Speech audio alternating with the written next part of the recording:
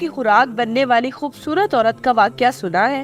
اور کیا آپ یہ جانتے ہیں کہ وہ عورت ایک مشہور شہزادی تھی؟ لیکن کیا آپ یہ بھی جانتے ہیں کہ اس عورت کا تعلق کس ملک اور قوم سے تھا، اور اس کے ساتھ ایسا کون سا واقعہ پیش آیا جو کہ بہت عبرتناک تھا؟ ان سب سوالات کے جوابات جاننے کے لیے ویڈیو کو اینڈ تک لازمی دیکھیے۔ موجودہ لبنان کی شہزادی ایزابیل کی خوبصورتی کے چرچے 400 عام تھے، چنانچہ اسرائیل کا بادشاہ جس کا نام اخشوب تھا اس سے شادی کر کے اسرائیل لے آیا۔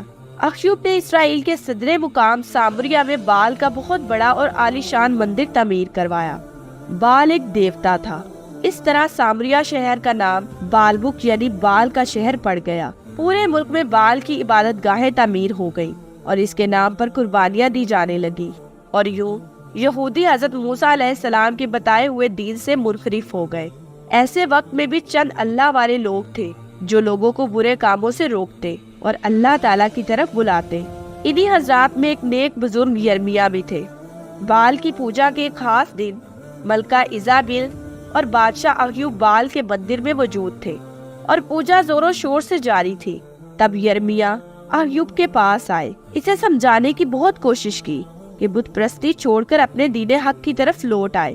اخشوب تو اس بات پر خاموش رہا، مگر ملکہ ایزابیل پوجا میں خلل ڈالنے پر بھڑک اٹھی اور اپنے سپاہی کا نیزہ لے کر حضرت یرمیہ کے سینے میں گھونپ دیا۔ آپ ایک دل خراش آہ کے ساتھ زمین پر گر گئے، مگر آپ کی نظریں بدستور ایزابیل پر جمی رہی۔ آپ نے مرنے سے پہلے ایزابیل سے کہا کہ تو نے مجھے حق گوئی کی پاداش میں مار ڈالا ہے، اب تو انتظار کر جب تو اسی طرح ماری جائے گی اور جنگلی کتے تیرا گوشت نوچ نوچ کر کھائیں گے۔ اس کے بعد زن مرید اخشوب اور ایزابیل وہاں سے چلے گئے۔ اس واقعے کے بعد اہل ایمان کے حوصلے کافی پست ہو چکے تھے۔ وہ دیکھ چکے تھے کہ ایزابیل کا ان کے بادشاہ پر کتنا اثر ہے۔ وہ خوبصورت ہونے کے ساتھ ساتھ انتہائی مغرور اور سفاک تھی۔ صرف ایک عورت نے پورے بنی اسرائیل کو بت پرستی کی راہ پر ڈال دیا تھا۔ اس کے بعد اللہ تعالیٰ نے حضرت الیاس علیہ السلام کو بنی اسرائیل پر نبی مبعوث کیا۔ حضرت الیاس علیہ السلام جلاد شہر کے رہنے والے تھے۔ بائبل میں آپ کا تذکرہ ایلیا کے نام سے موجود ہے۔ آپ سامریا میں اخشوب کے دربار میں تشریف لے گئے اور اسے سمجھانے کی کوشش کی، لیکن اخشوب اور اس کی بیوی نے آپ کی ایک نہ سنی اور کہا کہ اب عظیم بال ہی ہمارا دیوتا ہے۔ یہ سن کر آپ وہاں سے سرزمین عرب کی طرف تشریف لے گئے اور وہاں تبلیغ کرنے لگے، لیکن آپ کے جانے کے بعد سامریا میں بارش تو دور اوس تک پڑنی بند ہو گئی۔ بال کے نام پر خوب چڑھاوے اور قربانیاں دی گئی، مگر نتیجہ بے سود۔ قحط اتنا بڑھ گیا کہ لوگ لوٹ مار پر اتر آئے، یہاں تک کہ بادشاہ کے محل کا گھیراؤ کر لیا اور اس کے کچھ حصوں کو آگ لگا دی گئی۔ اب بادشاہ انتہائی پریشان ہوا اور حضرت الیاس کو ڈھونڈ کر ان سے بارش کے لیے دعا کی درخواست کی، لیکن یہ بات ایزابیل اور بال کے پجاریوں کو ناگوار گزری اور وہ حضرت الیاس علیہ السلام کی مخالفت پر اتر آئے۔ حضرت الیاس نے تجویز پیش کی کہ تم اپنے معبود بال کے نام کی قربانی دو اور میں اللہ کے نام کی قربانی دوں گا۔ جس کی قربانی قبول ہوگی اسی کے معبود سے بارش کے لیے دعا کی جائے گی اور دوسرے فریق کو سزائے موت دی جائے گی۔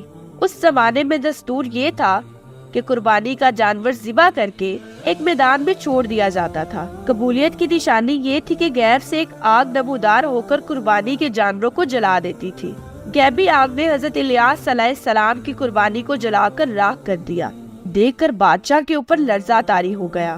اس نے حضرت الیاس علیہ السلام سے معافی مانگی اور پجاریوں کے قتل کا حکم دے دیا۔ یہ دیکھ کر حضرت الیاس علیہ السلام نے اللہ کے حضور بارش کی دعا کی۔ دعا قبول ہوئی، خوب بارش برسی اور خوشحالی لوٹ آئی۔ اخشوب محل لوٹا تو ایزابیل نے اسے دوبارہ گمراہ کر دیا اور دونوں حضرت الیاس علیہ السلام کی جان کے دشمن بن گئے، اور یہ ملک دوبارہ بت پرستی، شراب نوشی، زنا اور دیگر برائیوں کا مرکز بن گیا۔ اس کے ساتھ ساتھ یہودیہ میں بھی بت پرستی عام ہو گئی، جس کی وجہ ایزابیل کی بیٹی تھی، جس کی شادی یہودیہ کے بادشاہ یہورام سے ہوئی تھی۔ یوں یہورام اور اس کے ساتھ پورا فلسطین بال پرست بن گیا۔ حضرت الیاس علیہ السلام نے انہیں سمجھانے کی آخری کوشش کی، لیکن یہورام اور اخشوب دونوں نے آپ کی بات حقارت سے ٹھکرا دی۔ اب عذاب کی باری تھی۔ اسرائیل اور یہودیہ کی سرحد پر کچھ وحشی قبائل آباد تھے۔ जो कभी कभी सरहदों पर लूट मार किया करते थे। वो इतने ताकतवर हो गए थे कि इन्होंने यहूदिया पर चढ़ाई कर दी। सारे शहर में लूट मार करके आग लगा दी गई। इजाबिल की बेटी को उठाकर अपने साथ ले गए। यहूदिया के बादशाह यहोराम ने छुपते छुपाते गार में पनाह ली, जहाँ इसे ऐसी बीमारी लाहक हो गई कि इसकी आंतें इसके जिस्म से बाहर निकल आई। फिर इन्हीं वैशी कबाइल ने इसराइल का रुख किया और सारे शहर को तख्तो तराज कर दिया। अख्यूब और इसके बेटे को कत्ल कर दिया गया, जबकि मलका इजाबिल, जिसे अपनी ताकत का बहुत गरूर था, जब वो मरी तो इसके जिस्म में एक नेजा पैबस था। फिर लोगों ने अपनी आंखों से ये मंजर देखा। बहुत सारे जंगली कुत्ते इसकी लाश नोच नोच कर खा रहे थे। ये वही बद्दुआ थी जो बुजुर्ग यर्मिया ने अपनी शहादत के वक्त इजाबिल को दी थी। इसकी मौत के वक्त ना तो इसका देवता काम आया, ना लश्कर और ना ही हुसन। मैं उम्मीद करती हूँ कि मेरे नाजरीन के लिए आज की वीडियो बहुत ही इंफॉर्मेटिव रही होगी, और अगर आप चाहते हैं कि हम ऐसे ही आपके साथ अहम मौजूद शेयर करते रहें तो हमारे चैनल को लाइक, शेयर और सब्सक्राइब करना मत भूलें, और बेल आइकन का बटन जरूर प्रेस करें ताकि हर आने वाली नई वीडियो का नोटिफिकेशन आपको आपकी स्क्रीन पर मिले। अब मैं आपसे इजाजत चाहूंगी। शुक्रिया। अल्लाह हाफिज।